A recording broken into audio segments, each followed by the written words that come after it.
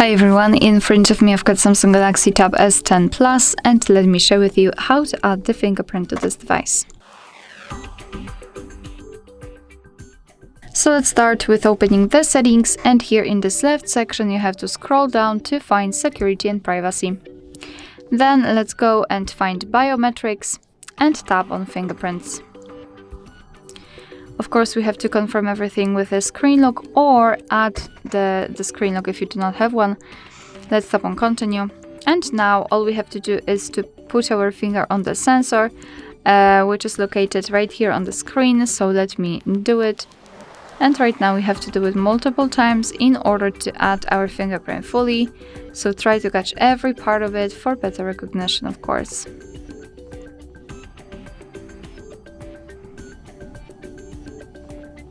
Okay, we've got it, so just tap on done.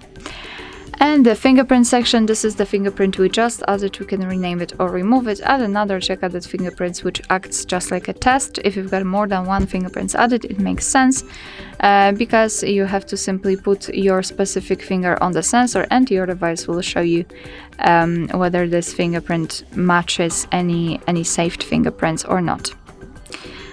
Here you can decide for what you want to use the fingerprint for. So for the unlock, always on, which means that you can scan fingerprint when the screen is off too.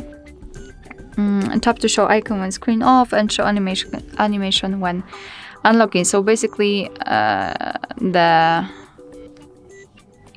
thing for what you want to use the fingerprint for is just at the top. But that's okay. Alright, so let's lock the device and let's check if it is working. Let me put my finger on the sensor, which should be somewhere here. And as we remember, we had this option to unlock the device without waking up the screen. So it should be somewhere here, however, I cannot find it. Oh, there we got it. It doesn't match.